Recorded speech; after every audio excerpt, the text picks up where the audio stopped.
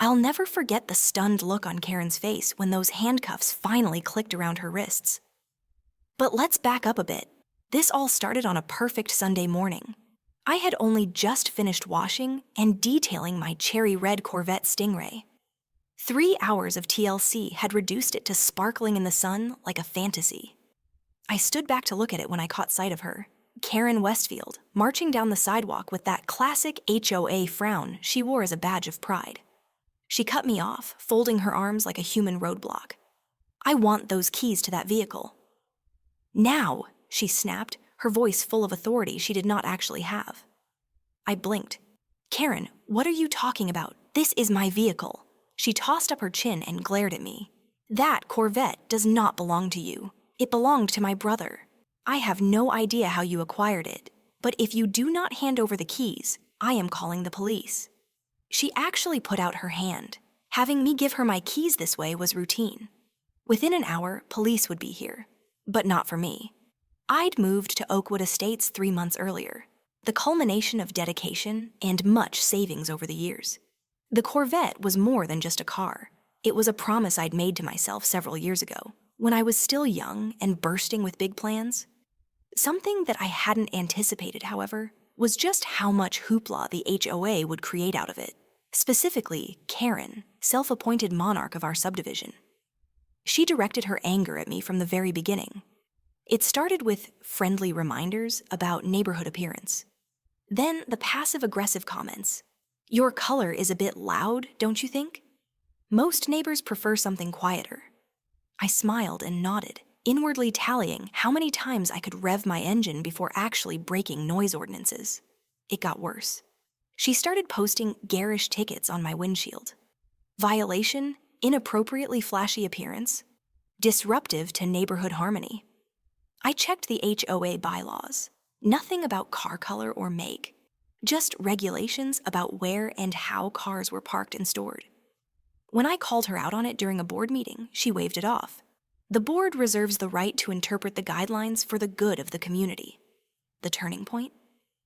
I installed a new exhaust system, quiet enough to meet city noise ordinances, but still gave that rich, satisfying rumble. Karen hated it. I caught her one morning taking pictures of my Corvette, swearing about infractions. She showed up at my doorstep the next day. "You have 48 hours to remove that modification, or I'll have it towed," she said with a smug grin. I explained patiently the exhaust was well within legal decibel levels. "This has nothing to do with city law," she snarled. "This is about HOA rules, and I decide what's acceptable." I closed the door. That night, I installed a security camera. Good call. Over the course of the following 2 weeks, she launched a full-scale crusade, emails to the neighbors, emergency board meetings, measuring how close the car was to the curb, and even accusing it of leaking fluid. All of it unsubstantiated. I recorded it all. Then Sunday came along. As I was finishing buffing the last amount of wax, Karen stormed across the street. Neighbors were outside, walking dogs, gathering mail, and started gathering as she stood firmly between me and my car. "I've had enough," she declared. "That's my brother's vehicle, and I'm taking the keys. Now." I stood there stunned. "Karen, I bought this vehicle new, 3 years ago." "Liar," she yelled. "Same model, same color. He had that license plate frame. You stole it."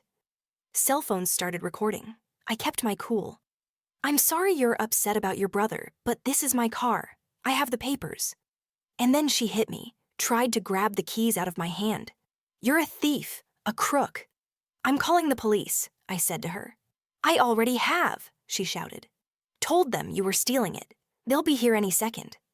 And sure enough, sirens could be heard coming down the block. 2 police cars pulled up. Karen dashed over to them, crying. "That's him. He stole my brother's Corvette. I have a spare key in the house, I swear." The lead officer, a no-nonsense, placid woman, pushed us apart. "Sir, can you show me proof of ownership?" "Absolutely." I brought up all of it on my phone: title, registration, insurance, even the dealer receipt. Everything in my name. Then produced the paper copies. Karen, meanwhile, lost it. "He forged them. He photoshopped the documents. Check the VIN. They checked. It matched me, my name, my registration, the whole shebang. Then they turned to Karen. "Ma'am, do you have any evidence this car ever belonged to your brother?" She stuttered. "Not now, but I can show you photographs. At home. It was just like this one." The officer shook his head. "Ma'am, even if your brother did own a car like that, that doesn't make this car his." Karen lost it. "You don't listen. That's my brother's car. Arrest him." And again, she went for my pocket. She tore the pocket in her attempt to reach the keys. That was it. The officers closed in fast. "Karen Westfield, you're under arrest for filing a false report, attempted theft, and assault." The look on her face as they cuffed her? Pure disbelief. "You can't arrest me. I'm the president of the HOA." Later, we found out she never even had a brother named Robert. The entire episode was made up. She was arrested and released on $25,000 bail, with a restraining order prohibiting her from coming within 100 feet of me or my property. The backlash was immediate. She was removed as HOA president in emergency resolution. Her firm, a high-end real estate agency, placed her on unpaid leave. And when the news finally broke with a video of her yelling, "That's my Corvette!" As police pushed her into a squad car, her career was over. 3 months after that at sentencing, even her pricey lawyer could not rescue her. The judge was not sympathetic to the defense of emotional distress. She was sentenced to 6 months in county jail, 2 years on probation, and a fine of $5,000. As bailiff took her away, she stood there seeming dazed, like it was only just starting to sink in that her deceptions and abuse of authority actually had repercussions.